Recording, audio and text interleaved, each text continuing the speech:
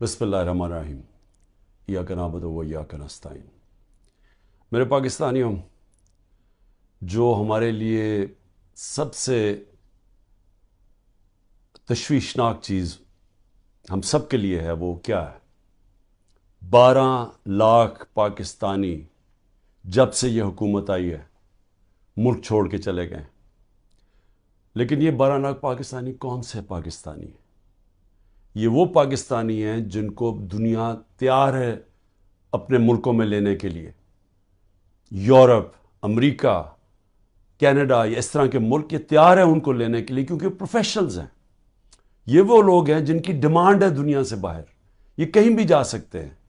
اور یہ کیونکہ یہ پروفیشنلز ہیں، ان کی کوئی ڈاکٹرز ہیں، کوئی اب لسٹ ہے پوری، کوئی انجینئرز ہیں، یعنی وہ لوگ جو ایک معاشرے کو آگے بڑھاتے ہیں، جو ایک معاشرے کی ترقی کے اندر پورا حصہ لیتے ہیں، وہ لوگ ہیں جن کو اس ملک کی بہت ضرورت تھی۔ اب وہ چھوڑ کے چلے گئے۔ 12 لاکھ لوگوں کا جانا صرف یہی نہیں کہ یہ وہ لوگ ہیں جن کو آرام سے ویزا بھی مل گیا، ان کو آرام سے ان کو نوکریاں بھی باہر مل گئی۔ یہ وہ لوگ ہیں جو پھر اپنا پیسہ بھی باہر لے کے گئے ہوں گے، کیونکہ خالی ہاتھ تو نہیں جانا تھا، تو انہوں نے پھر یہاں سے روپیوں کو ڈالرز میں کنورٹ کیا اور پھر ڈالرز باہر لے کے گئے۔ تو سوچیں کہ اس کی کتنا نقصان ہوا ہوگا پاکستان کو۔ اب یہ سوچیں کہ یہ کیوں ہو رہا ہے، کیوں لوگ چھوڑ کے جا رہے ہیں۔ وہ لوگ، پھر سے میں کہتا ہوں، کہ جو ایک ملک کی ترقی کی بنیاد رکھتے ہیں وہ جا رہے ہیں۔ وہ اس لیے جا رہے ہیں کہ ان کی امید ختم ہو گئی ہے ملک سے۔ یہ امید کیوں ختم ہوئی ہے؟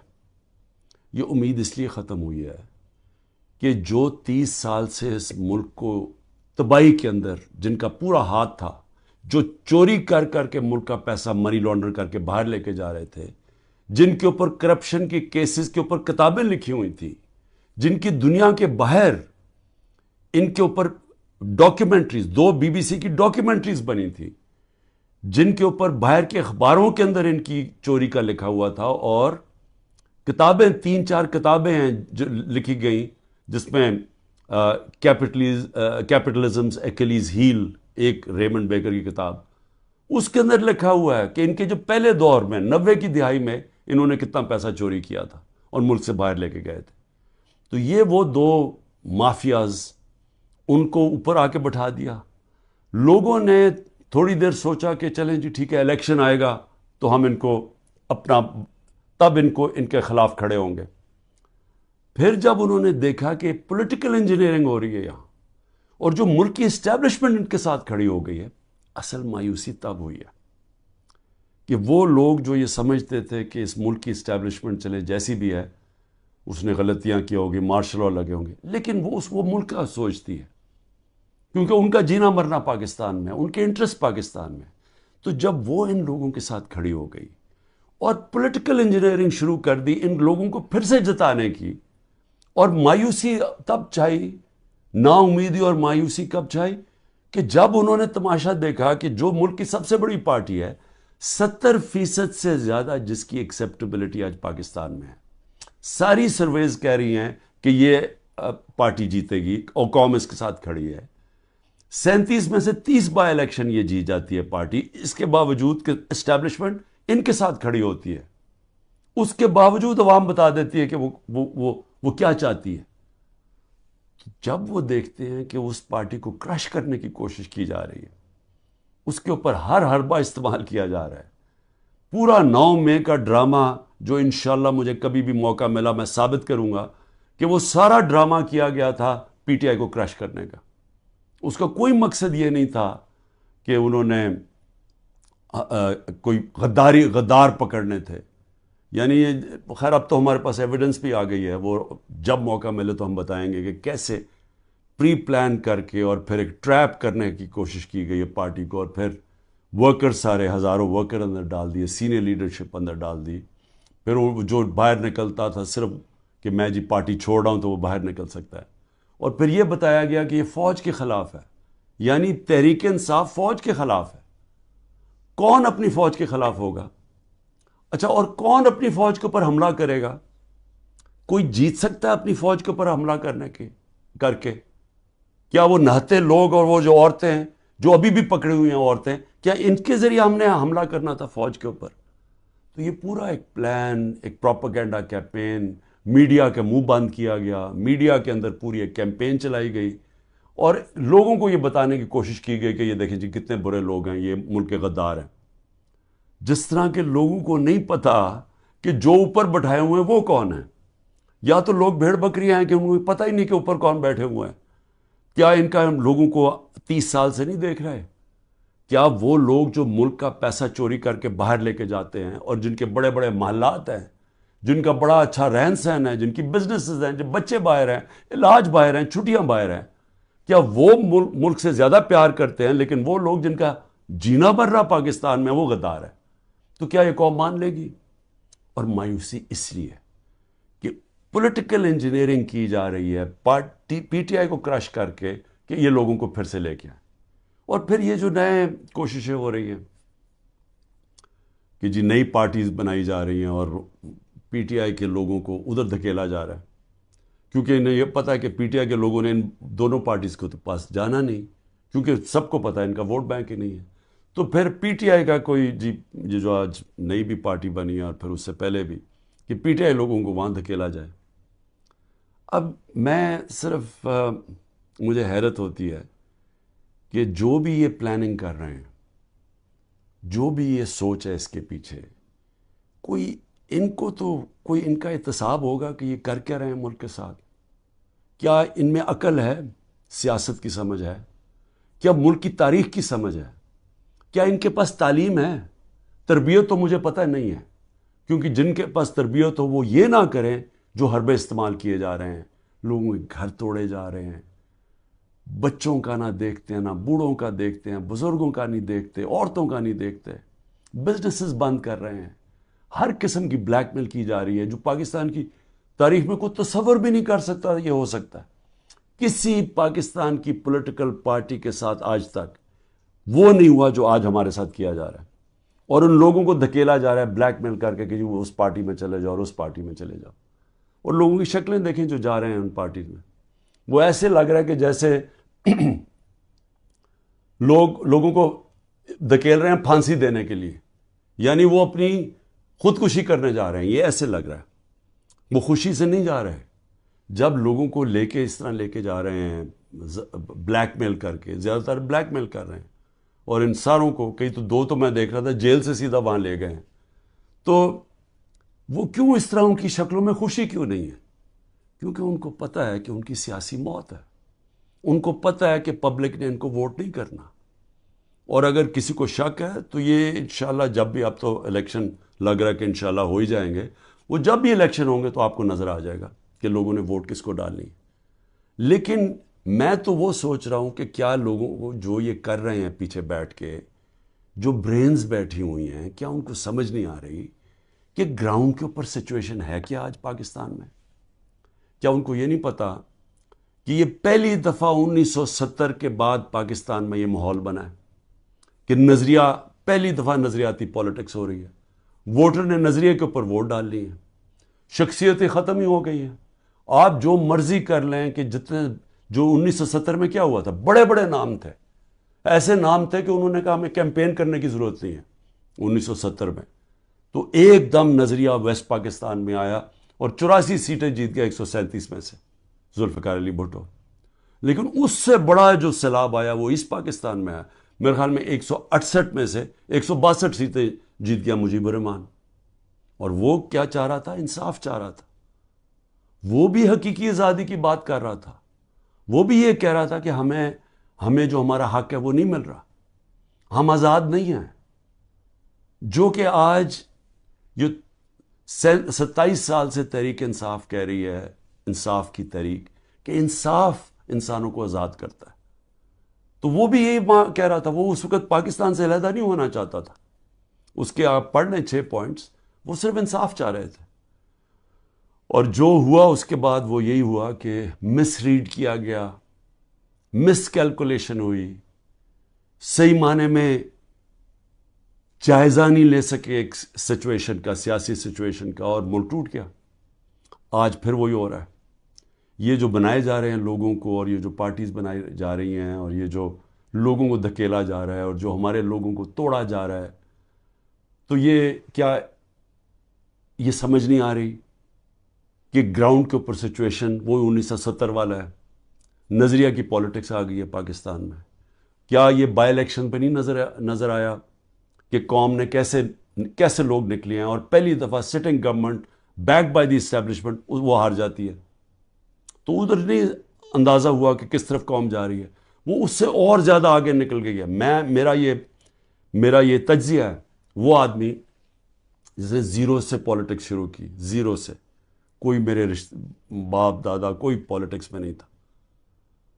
میں نے زیرو سے ایک پارٹی بنائی، اور آہستہ آہستہ آہستہ کوئی شارٹ کٹ نہیں لیا. حالانکہ مجھے جنرل مشرف نے آفر بھی بڑی آفر کی تھی جب میں اپنی ایک ہی سیٹ جیتا تھا کہ ان کے ساتھ مل جاؤ. کوئی شارٹ کٹ نہیں لیا، بڑا لمبا راستہ لیتے لیتے پارٹی بنائی، اور وہ پارٹی بنتی بنتی پاکستان کی سب سے بڑی پارٹی بن گئی. تو مجھے تو سب سے زیادہ اندازہ ہے جو کسی کو نہیں ہے پاکستان میں، کسی کا وہ تجربہ ہے ہی نہیں جو میرا ہے. کیونکہ یہاں تو ساری بنی بنائی پارٹیز کا حصہ تھا، یا کسی کا باپ تھا، یا کچھ تھا، یا نانا تھا، یا ماں تھی پالیٹکس میں، یا کوئی لیڈر تھے. یہ تو اس طرح بنے، یا وہ جنرل ضیاء نے اور جنرل جیلانی نے شفقت کر دی بہت بڑی ایک بزنس مین کے اوپر، اور وہ پالیٹیشین بن گیا، اور اب اس کے بچے تیار ہو گئے ہیں سارے. لیکن انہوں نے کوئی خود تو پارٹی نہیں بنائی، انہوں نے خود تو زیرو سے کوئی پارٹی نہیں بنائی. تو میں آج آپ کو کہہ رہا ہوں کہ عوام جدھر کھڑی ہے، یہ جو بھی حرکتیں کر رہے ہیں، اس سے صرف نفرتیں بڑھ رہی ہیں. اس سے کوئی الیکشن کے اوپر جو بھی کیلکولیشن ہے یہ غلط ہونے والی ہے. یہ جیسی جب الیکشن اناؤنس ہوں گے، پلان بنا ہوا ہے عمران خان کو ڈسکوالیفائی کرنا، بڑی تیزی سے کیسز آگے بڑھائے جا رہے ہیں، اور بڑی کسی تیزی سے کہ کسی نہ کسی طرح اس کو ڈسکوالیفائی کرو اور یا اس کو جیل میں ڈالو. اور وہ میں تیار ہوں اس کے لیے. مجھے پتہ ہے کہ میں نے اپنی ساری پارٹی کو بتا دیا کہ یہ اگلے ہفتے سے پوری تیاری کر لو کہ میں آپ کے ساتھ نہیں ہوں گا، تو اس کی بھی میں تیاری کر رہا ہوں. لیکن میں کچھ اور کہہ رہا ہوں، کیا اس سے یہ پولیٹیکل انجینئرنگ کامیاب ہو جائے گی؟ میرے خیال میں اتنا زیادہ دھاندلی کرنی پڑے گی کہ سارا الیکشن کا پروسیس ہی ختم، ڈسکریڈٹ ہو جائے گا.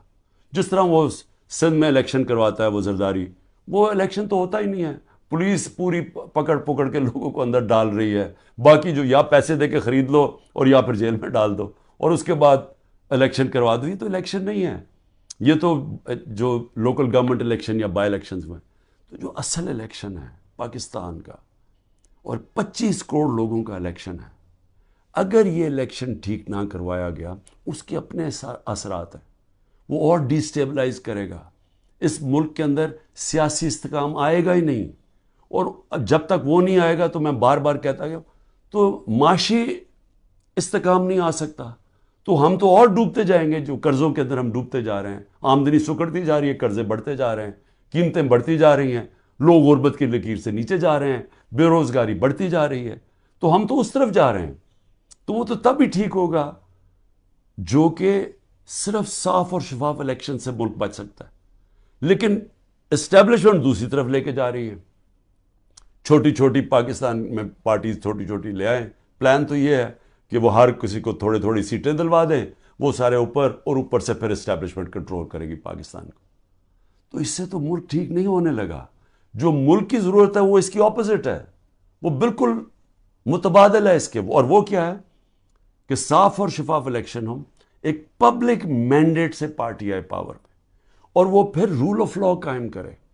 دیکھیں جو لوگ چھوڑ کے جا رہے ہیں وہ جنگل کے قانون سے بھاگ رہے ہیں. تو جب وہ دیکھتے ہیں کسی کے گھر میں بھی توڑ کے گھس جاؤ، بیوی بچوں کو پکڑ لو، رشتہ داروں کو پکڑ لو، بزنسز بند کر دو، تو خوف آ رہا ہے لوگوں کو.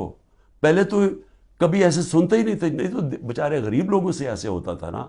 یہ میں اپنی پارٹی کو پہلی دفعہ میں اپنی پارٹی کو کہتا ہوں، جو ہمارے سے ہو رہا ہے یا کمزور سے ہمیشہ ہوتا رہا پاکستان میں جب طاقتور کے سامنے کھڑا ہوتا ہے.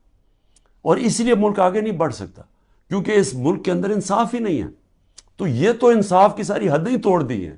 یہ تو وہ نظام آ گیا جو کہ ہم کوئی تصور ہی نہیں کر سکتا تھا کہ پاکستان یا دنیا کی کسی جمہوریت میں آئے. تو جب اس طرح کے حالات ہیں تو لوگوں کی نا امیدی تو بڑھنی ہے, مایوسی تو بڑھنی ہے, لوگوں نے تو جانا ہے چھوڑ کے. اس لیے میں آخر میں یہ کہنا چاہتا ہوں کہ یہ جو ایکسپیریمنٹس کر رہے ہیں یہ پہلے فیل ہو چکے ہیں, اور اس ملک کے اندر جو 90 کی دہائی کی سیاست تھی وہ ختم ہو چکی ہے. جو جنرل مشرف نے کاف لیگ بنائی تھی وہ دن چلے گئے ہیں.